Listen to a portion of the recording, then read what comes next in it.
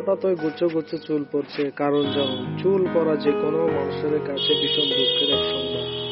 এমনকি এই সমস্যার কারণে মানুষ ডিপ্রেশনে পর্যন্ত চলে যেতে পারে। তাই আমাদের হঠাৎ চুল পড়ার কারণগুলি সম্পর্কে জানা উচিত।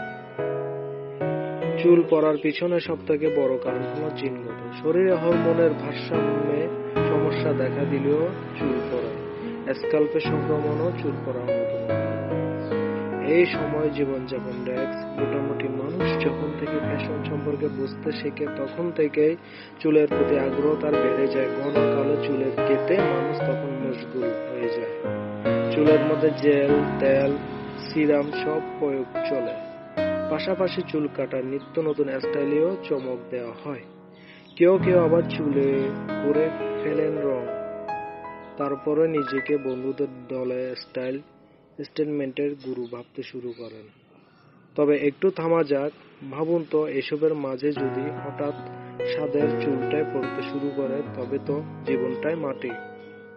কথাই হবে স্টাইল। কি দেখে লোকে বলবে, বা দারুণ চুল কেটেছিস। সত্যি তাই। অতএব চুলের খেয়াল রাখতে হবে। দিনে একটি নির্দিষ্ট সংখ্যায় চুল পড়া স্বাভাবিক, তবে অনেক সময় হঠাৎ করে বেশি মাত্রায় চুল পড়া শুরু করে। থোকে থোকে গুচ্ছ গুচ্ছ চুল পড়ে যায়। অনেকের তো মাথায় হাত দিলে চুল উঠে আসে।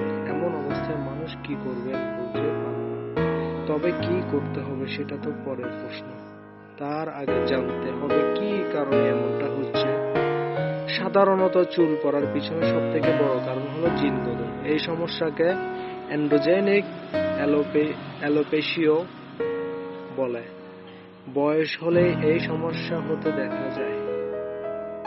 এই ক্ষেত্রে বংশ পরম্পরায় এই সমস্যা চলে আসে। তবে এই কারণটি ছাড়াও চুল পড়ার পিছনে থাকতে পারে এই সমস্যাগুলি। ভালো মতো না খাওয়া, খাবার দাবার না খেলে হবে পুষ্টির ঘাটতি।